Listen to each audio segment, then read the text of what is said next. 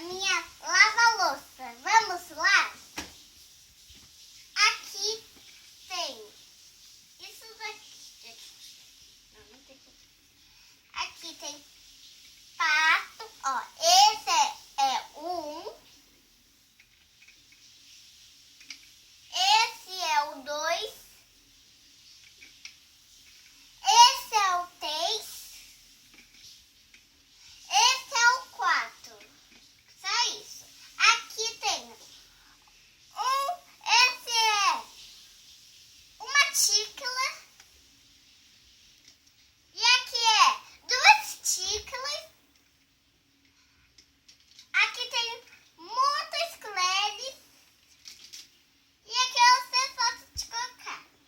Agora vamos ir para outra parte.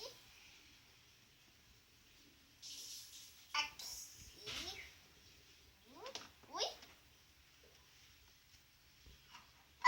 Eu primeiro vou mostrar a panela. Olha a panela para te fazer tambo.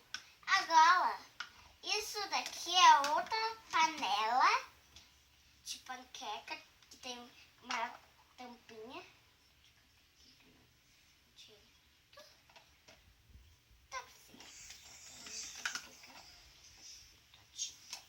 Uma faca. Ui, deixa eu colocar a faca aqui. Vamos agora mostrar o barulhinho. Ui, deixa eu colocar aqui direito. O meu batom tá cheio, tá? Então, vamos ver.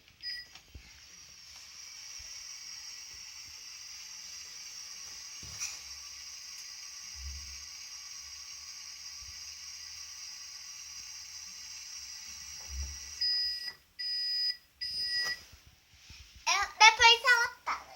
Então, agora eu vou mostrar a caixa. Olha a caixa. Ela tá assim porque aqui tem esse quadradinho.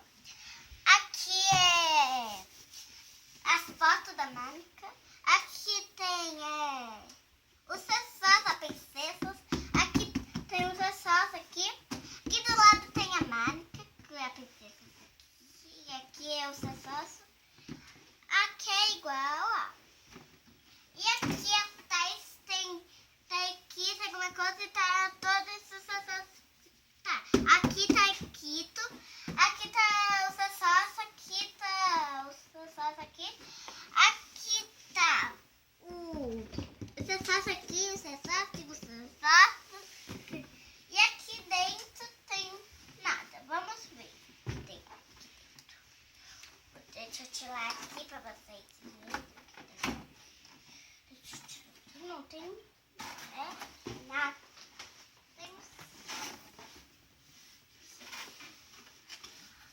Tem alguma coisa. Isso daqui. Então, é onde que a gente tem aqui. Mas é bem lá.